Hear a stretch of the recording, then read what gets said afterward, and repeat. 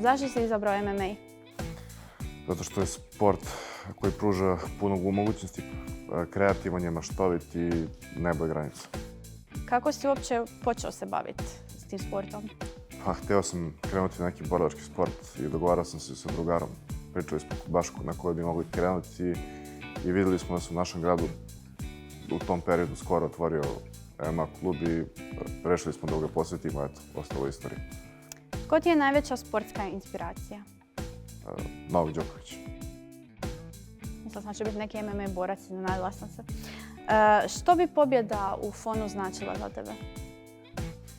Pa, najbitnije mi je da se pokažem u pravom svetlu i da pokažem šta sve mogu, tako da to je drugom. Pobjeda je jako bitna, naravno, ali u prvom planu je da pokažem šta sve mogu. Koji je tvoj najveći strah u vezi borbi, ringa, sporta općenito? Pa upravo to da ne pokažem sebe u najboljem svetlu. Kako se nosiš sa gubicima i teškim trenucima? Pa, mislim da sam hladnokrvan i onda umem da izbalansiram sve to. Da me ne pogodi previše. Imaš li neki ritual prije borbe? Eto, volim da poslušam muziku ili prošetam na svežem vazduhu. Imaš li neku stvar koja ti donosi sreću? Neku srećonošu možda?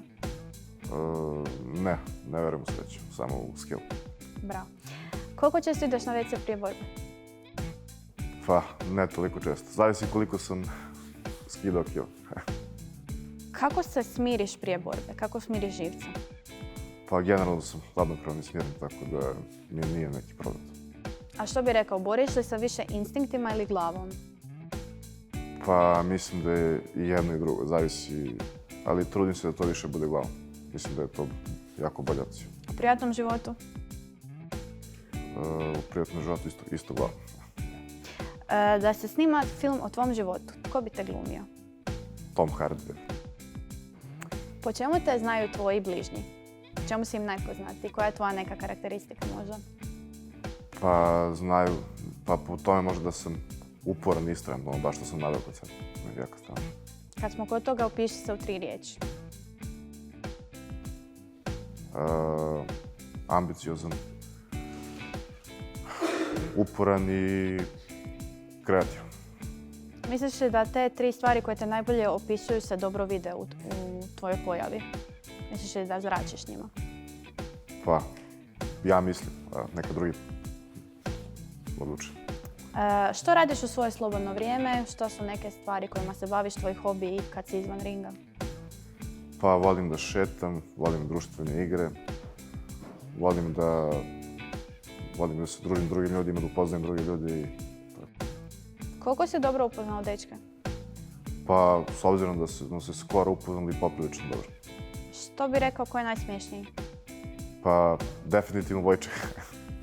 A što ti donosiš u kuću? Šta ja donosim u kuću? Pa, rekao bih, određenu dozu napetosti i nasilja.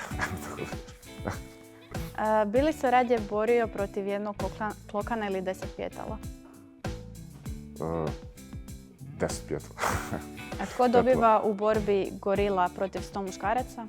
Pa sa dobrom taktikom 100 muškaraca. Što je najčudnija stvar koju pakiraš u svoju torbu za trening? Češalj.